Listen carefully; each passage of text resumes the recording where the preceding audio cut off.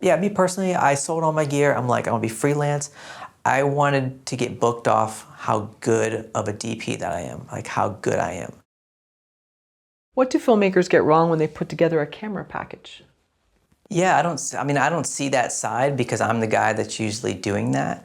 So I can tell you how I do it. Okay. So obviously I start with my network of people. So, if I'm in LA shooting a project, which I just was, a film called Not, it's a short film. And my goal was to get a crane.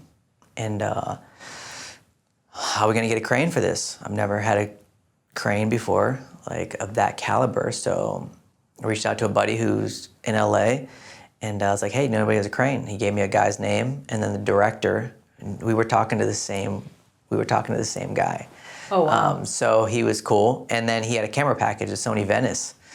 So I was like, if we have an ideal camera for this, the Sony Venice would be the camera we want. We're shooting on an LED wall, where the Sony Venice performs the best. They shot Avatar in this camera. It's crazy. So starting with your network and just asking around who you know, start putting out feelers, and then have a dream package of what you want. So my goal was obviously the Sony Venice.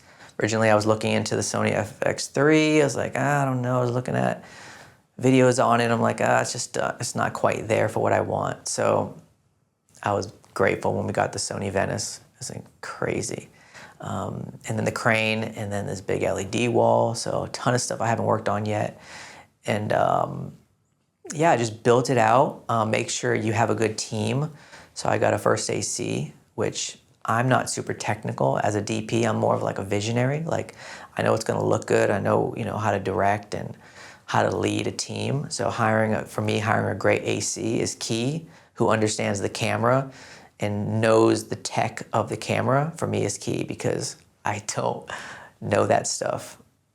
I know it and I study it to be ready just in case I need to be there, but I'm not the best at it. So hiring a good team around, a good gaffer, when I started getting good gaffers, it changed my cinematography. Hiring a good gaffer, hiring a team. Before I was like, oh, I'm gonna go shoot this by myself. I'm gonna shoot this by myself. Now I can't shoot something by myself. Now, it's not gonna happen. I need like a full team. I could do it, but you're just not gonna get the results without a good gaffer, a good AC, a good second AC, good team, good director, good grip, the whole thing, which you guys know. So And how is that when you get to a certain point where you know that you've put in the work, you're talented, but you also know, I know maybe I'm not perfect at this, and I'm just going based on what you're saying with having an AC, that you yeah. know you need that. Is that getting to a new level where you're like, I know I'm strong here, but here actually I know that I could be stronger if I use another person? Yeah, I don't think, when you see these big movies, there's 200 people running around. There's not one, it's not like everybody's wearing different hats. Like one person's focused on one thing. So if I'm behind the monitor, or usually I operate unless it's steady cam or something like that, or I'm running two cameras. But you're able to kind of look at the monitor and really shape a shot. Or I can move this light. When you're by yourself, you're thinking of too much stuff. You just physically can't do it. And I learned that.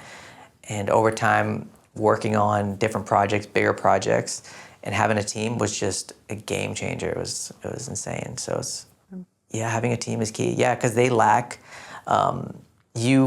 they help you what you lack at. So if I'm not super technical, my first AC, my second AC, they're great. I'm more of the visionary. I know it looks good. I know how to like make decisions in the moment when something happens, and get the job done and work with the director. And how much of equipment do you purchase and own, and how much do you rent because you know it'll be obsolete or there'll be a new toy you want in another 6 months? Yeah, so I don't own any gear. I sold all my gear because it's just too much. You're keeping up with it. Cameras are going out of style like crazy. I think lenses are good to have. If you're a DP, have a set of lenses. Maybe have some monitors and some like different things like that, some arms and things like that. But for me, I don't. I know people. If I'm in LA, I know people. If I'm in Florida, I know people, and I just rent everything I need. And it works out for me. Some people, if you're working all the time and you're getting on big projects and you can utilize your Sony Venice and rent it out and you can make money, then that's probably a good play for you. But I'm not getting hired enough at the moment to do that. So I just rent everything. Then you would need insurance to rent it out and to be able to trust that person too. Yeah, so that's a whole thing too. So yeah, me personally, I sold all my gear. I'm like, I want to be freelance.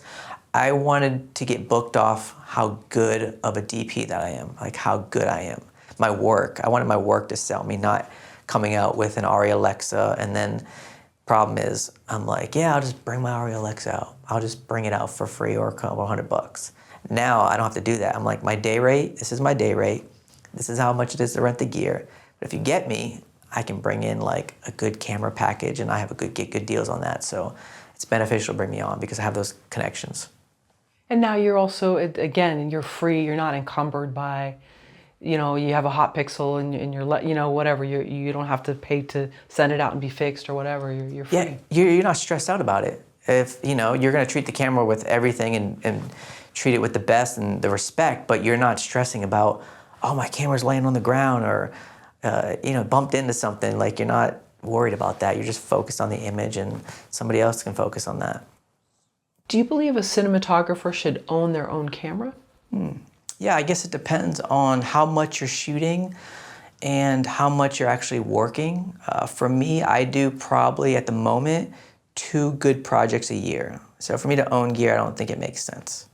But for some DPs, they might be working all the time. So you want to own your gear because you're spending way too much. You're just spending too much money to rent the gear.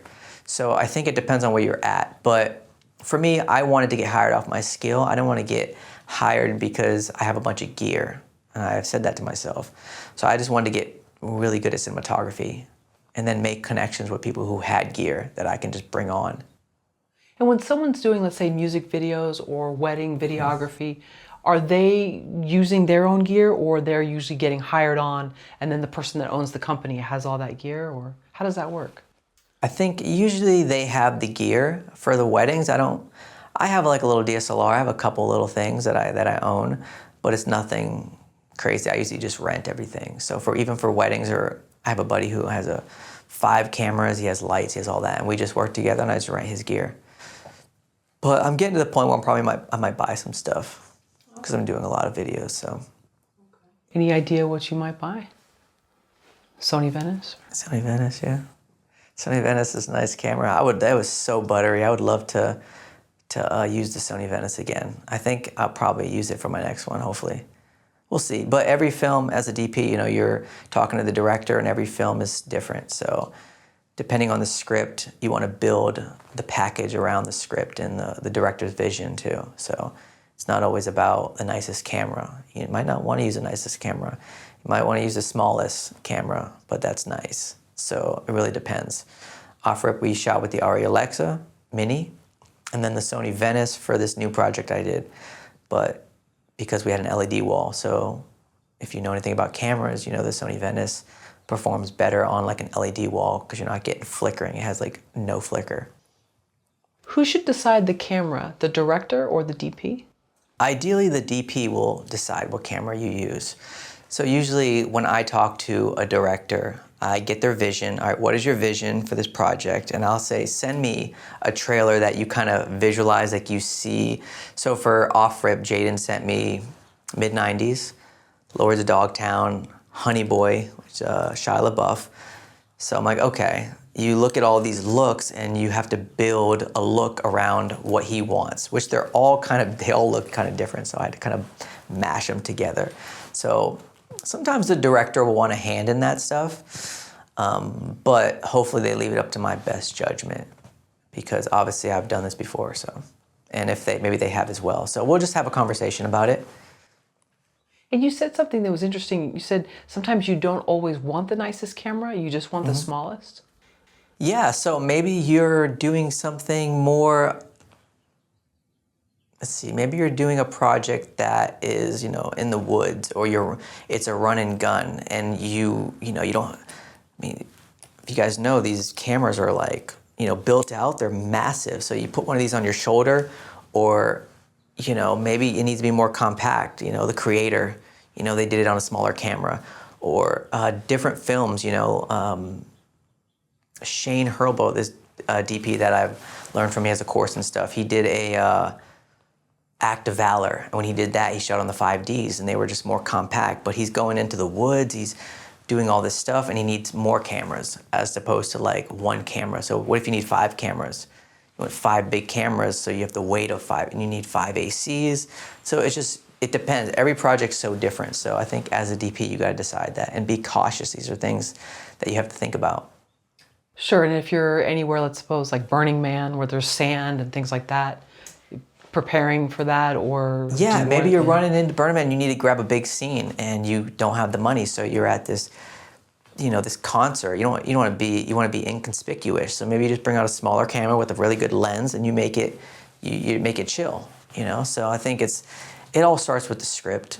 You know, having a great script and knowing what you're shooting. And I think as a DP, thinking like a producer helps too. I've learned a lot about that. When you produce, you understand there's a time limit, there's money involved. You can't, you know, look, we need to get this shot off in 5 minutes. Well, it's gonna be 30 minutes to set up. I have to be like, we gotta set this up in 5 minutes, so I need you to Hollywood these tube lights and let's run it. So things like that, as a DP, you gotta make hard decisions like that and still make it look good. And I've been on sets where, you know, we're shooting 30 pages in one day, and we have the name actor on set for one day, and we have to shoot them out. So I had to make decisions where shut the lights off, and you know, the generator's too loud and director don't like it, so we need a Hollywood tube lights and shoot close-ups. And yeah, you can't be too attached to it, you know? I think for me, it's like knowing, you know, how much time you have, and like you gotta pick your moments, you know? You gotta pick your moments. If you don't have a ton of time, if you're shooting 12 days, you gotta pick your moments. Sometimes you just need to shoot the scene out. You know, I've learned a lot of this stuff just by trial and error, just doing it and being on set, and there's a generator going off, and the director's like, it's too loud, but it's powering all my lights. And then, you know, you deflate the gaffer. So it's like that too. Like, you don't want to deflate your team, so you want to keep inspiring them. He sets up this great thing, and I got to tell him, dude, we got to cut it. And then he doesn't want to hold the tube light up because we just cut all of his work he just did. So now I have to go and Hollywood the tube light. So stuff like that, you know, just to get it done. What does that mean, Hollywood the tube? Hollywood meaning like you have a light and you're just like holding it, like it's not on a stand. Like, you know, we're shooting this, like I need more light over there. Like you're gonna take this light, you're gonna go over there and you're just gonna hold it, and we're gonna shoot. Like, we have no time for this. We don't have time to set up a stand. We don't have time to do all that. We just gotta get the shot and get out of here and move on. Because I got the director, I got the producer, you got the AD down your back, so. Thank you for watching the video all the way to the end. Here is a complimentary question from our book Story Questions.